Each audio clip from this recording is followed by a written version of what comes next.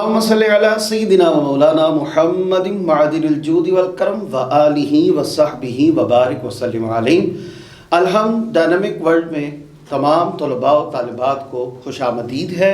مظہر قادری عزیزی کی طرف سے تمام طلباء کا خیر مقدم ہے۔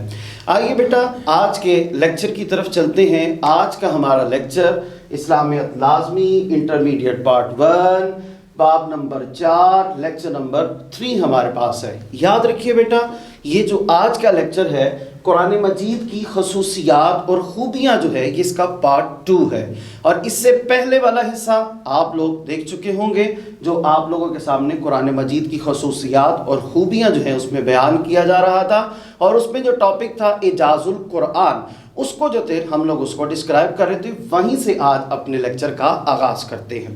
جیسا کہ بیٹا پتہ ہے قرآن کریم کے اعجاز میں ہم بات کر رہے تھے، یعنی کہ اس کا ایک اور اعجاز بھی یہ کیا ہے، یہ کتاب اعجاز ہے۔ اب اس کتاب کا اعجاز کیا مانا جانا اور پہچانا جاتا ہے؟ The most important short question, Quran کریم کا اعجاز بیان کریں، شارٹ کوسچن میں یہ آتا ہے۔ اور قرآن کریم کا اعجاز کس کو قرار دیا گیا ہے، کس بات کو قرار دیا گیا ہے؟ تو قرآن اس کی مثال خود دیتا ہے۔ قرآن حکیم میں ارشاد باری تعالیٰ اے محمد صلی اللہ علیہ وآلہ وسلم فرما دیجئے اگر انسان اور جن اس بات پر اکٹھے ہو جائیں، انسان اور جن سے مراد کیا، وما خلقت الجن والانس الا لیعبدون، کہ اے انسان اور جن کو پیدا کرنے والا تخلیق کرنے والا میں ہوں۔ اب یہ تمام تر انسان اور جن اگر اکٹھے بھی ہو جائیں پھر کیا ہوگا؟ وہ اس قرآن کی مثل لائیں، مثال لائیں، کوئی ایک آیت کی مثال لے آئیں تو وہ اس کی مثل کچھ نہ لا سکیں گے۔ وہ اس جیسی تو دور کی بات، وہ اس طرح کی کوئی ایک آیت تک اٹھا لائیں، وہ ایک آیت تک بنانے سے بھی کیا ہے، قاصر ہیں۔ اور کیا کہیں، چاہے وہ ایک دوسرے کے مددگار ہو جائے، چاہے وہ ایک دوسرے کے مدد کرنے والے ہو جائے۔ قرآن حکیم میں اللہ نے یہ بھی فرمایا کہ تم اپنے تمام تر دوسرے خدائی طاقتوں کو بھی ملا لو تو تم اس ایک جیسا حرف بنانے سے بھی کیا ہو، قاصر ہو۔ اور یہ آیت کریمہ ہمارے پاس کس میں، سورہ بنی اسرائیل کی آیت نمبر 8 جو ہے اس میں یہ بیان کیا گیا۔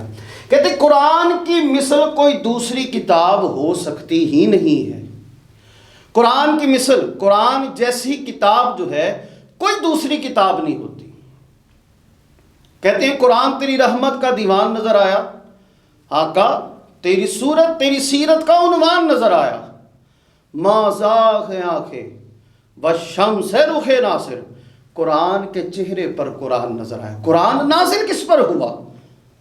پیغمبر اسلام بوجہ تخلیق کائنات، منبع جود و سخا، حضرت محمد مصطفیٰ صلی اللہ علیہ وآلہ وسلم کی ذات اقدس مبارکہ پر نازل ہو، اور یہ قرآن کا ایک اعجاز مانا جاتا ہے۔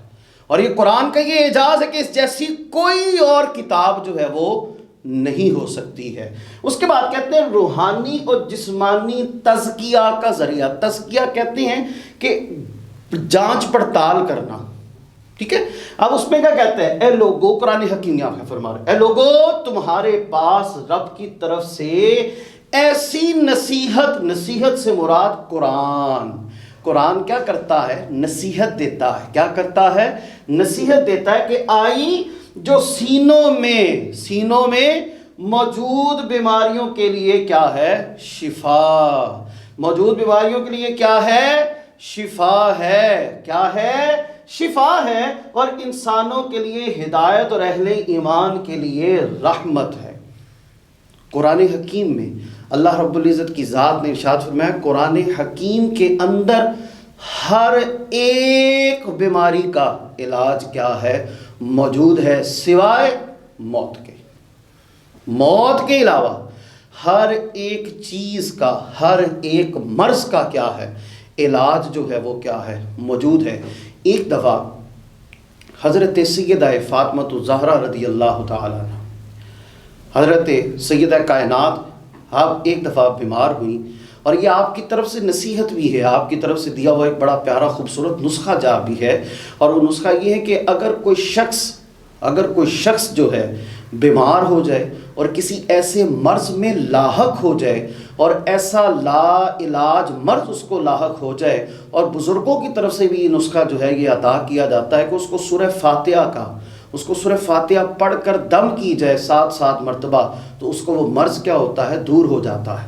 اب یہ قرآن کا اعجاز ہے، سخت سے سخت بخار بھی ہو جائے، سخت سے سخت بیماری بھی آ جائے، حضرت سید کائنات بیمار ہوئی تو انہوں نے کیا کیا تھا، انہوں نے بھی سورہ فاتحہ کو پڑھ کر دم کیا، وہ ٹھیک ہو جاتی تھی۔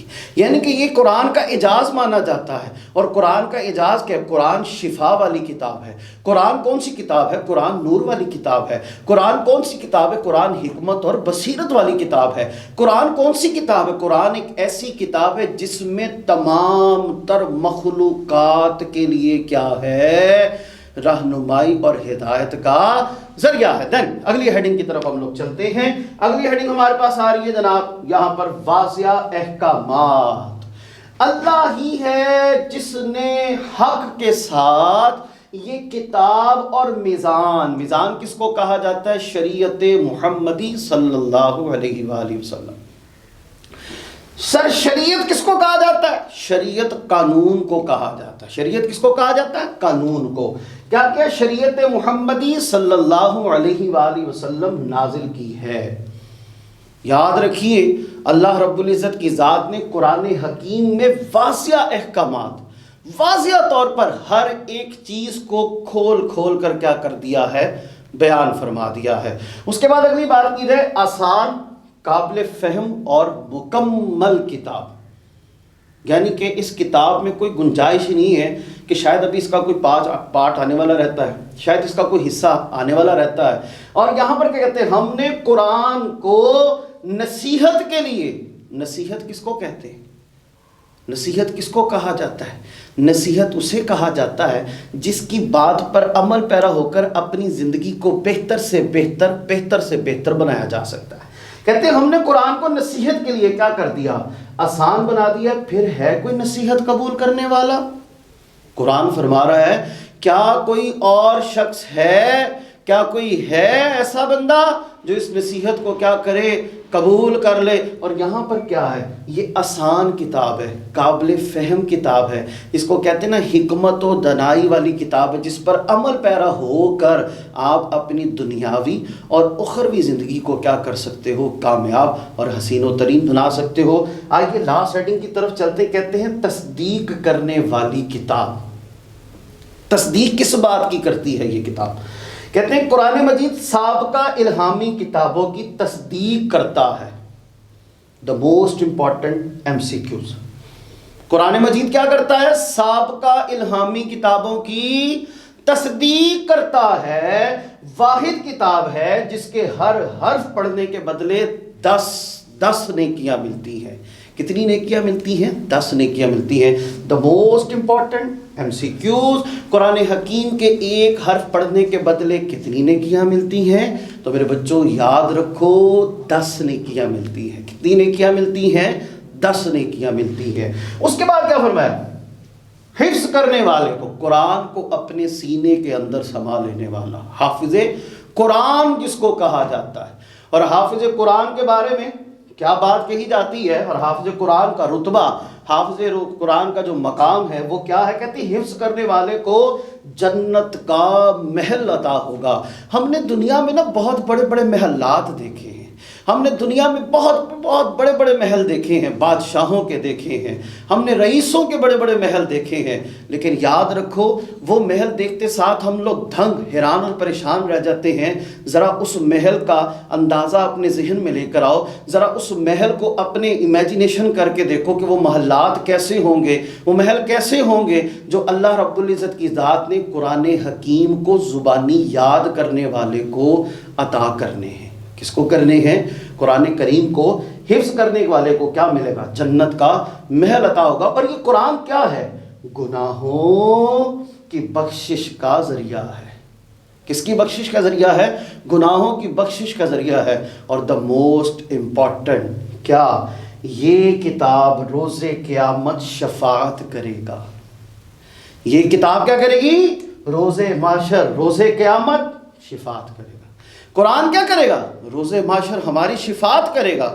شفاعت کیا کرے گا؟ کہ جب قبر میں بخاری شریف کی حدیث مبارکہ، اس کا مفہوم بیان کرنے لگا ہوں کہ جب بندے کو قبر میں لٹا دیا جاتا ہے، منکر نکیر آ جاتے ہیں، خوفناک اور بھیانک قسم کے ہوتے ہیں، سوال و جواب کرنا شروع کرتے ہیں، تو سوال و جواب سے پہلے ایک نور والا فرشتہ، نوری فرشتہ اس کے اوپر ایسے سایہ افغن ہو جاتا ہے، اس کے اوپر اس طریقے سے سایہ کر لیتا ہے۔ اور سایہ کیوں کر لیتا ہے؟ وہ جو مردہ ہوتا ہے بڑا حیران پریشان ہو جاتا ہے، یار یہ کون آ گیا ہے، یار یہ کون آ گیا ہے۔ اور آپ نے اکثر اوقات یہ بزرگوں سے یہ واقعات اور اس طریقے کی یہ باتیں اپنے اساتذہ کرام سے بھی سنی ہوں گی، اپنے والدین سے بھی سنی ہوں گی۔ تو یہ بخاری شریف کی بڑی خوبصورت حدیث مبارکہ، یہ اس کا مفہوم انداز میں آپ کے سامنے بیان کر رہا ہوں۔ اور کیا کہا؟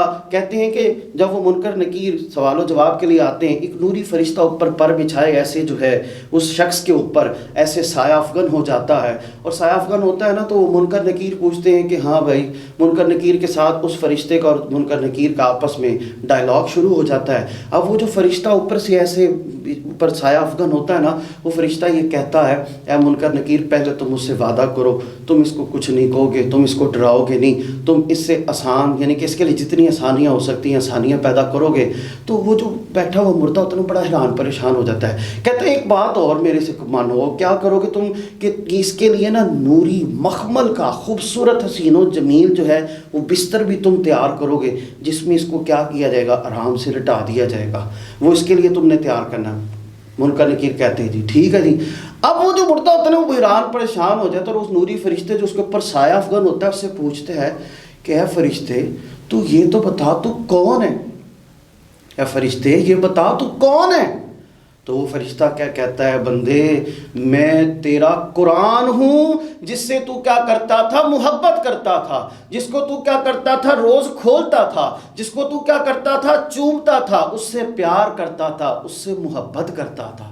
یاد رکھو، قرآن حکیم سے محبت کرنے والا، قرآن حکیم کو روز کھول کر پڑھنے والا، اس کے لیے کیا ہے؟ روز قیامت کیا ہے؟ شفاعت ہے۔ روز قیامت کیا ہے؟ بخشش ہے۔ اور یاد رکھو، قرآن حکیم کو قبر کا نور قرار دیا گیا ہے، قبر کا نور اور ہدایت کا ذریعہ قرار دیا۔ قرآن حکیم کو قبر کا نور اور ہدایت کا ذریعہ قرار دیا گیا ہے۔ اور یہاں پر قاری قرآن کی جس کو کہتے ہیں شان اور عظمت کے بارے میں حضرت ڈاکٹر علامہ محمد اقبال رحمۃ اللہ تعالی علیہ آپ کیا کہتے ہیں؟ یہ راز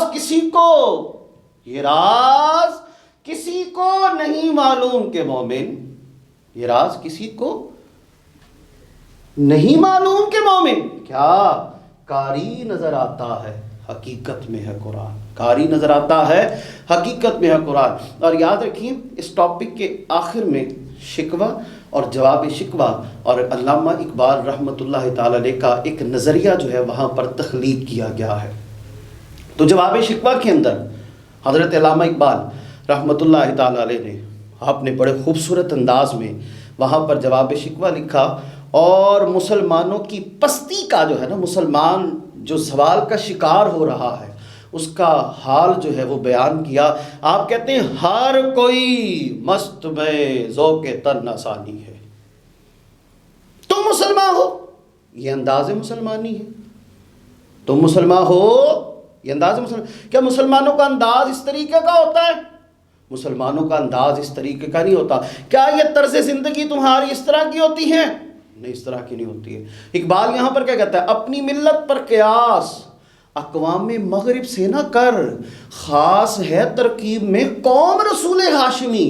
ارے بندے، اگر تو نے بندے کا پتر بننا ہے نا، اگر تو نے انسان بننا ہے اور تو نے ہدایت کا ذریعہ دینا ہے تو تو نے کیا کرنا ہے؟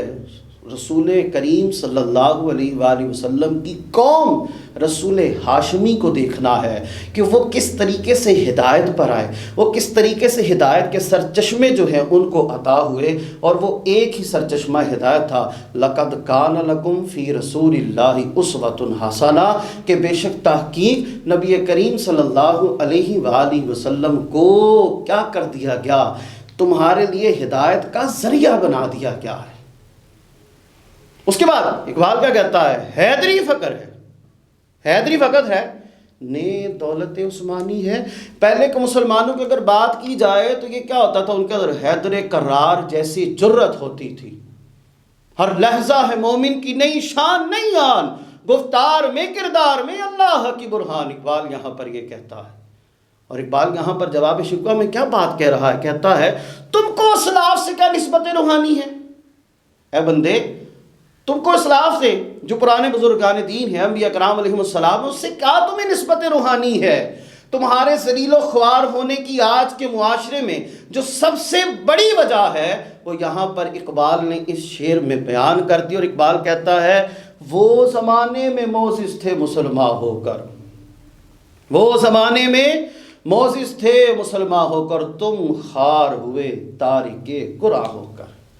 آج ہم نے قرآن کا دامن چھوڑ دیا، آج ہم نے قرآن کو چھوڑ دیا، اور آج ہم کیا ہو رہے ہیں، ذلیل و خوار ہو رہے ہیں۔ یاد رکھیے رسول کریم صلی اللہ علیہ وآلہ وسلم کی خوبصورت حدیث مبارکہ کہ میں تمہارے درمیان دو چیزیں چھوڑے جا رہا ہوں، خطبہ حجۃ الوداع کی خوبصورت، میں تمہارے درمیان دو چیزیں چھوڑے جا رہا ہوں، ایک قرآن، دوسری میری سنت۔ اگر اس کو تھام لو گے مضبوطی کے ساتھ تو کامیابی تمہارا مقدر بن جائے گی۔ اگر تم اس کو تھام لو گے مضبوطی کے ساتھ، دنیا و آخرت میں تمہارے چرچے ہی چرچے ہو جائیں گے۔ تو یاد رکھیے قرآن حکیم ایک ایسی کتاب ہے جس پر پڑھ کر، اس پر عمل پیرا ہو کر اپنی دنیاوی اور اخروی زندگی کو خوبصورت اور حسین و جمیل بنایا جا سکتا ہے۔ اللہ رب العزت کی بارگاہ میں دعا ہے کہ جو پڑھا اس پر ہمیں عمل کرنے کی توفیق عطا فرمائے۔ آمین بجاہ نبی الکریم صلی اللہ علیہ وآلہ وسلم۔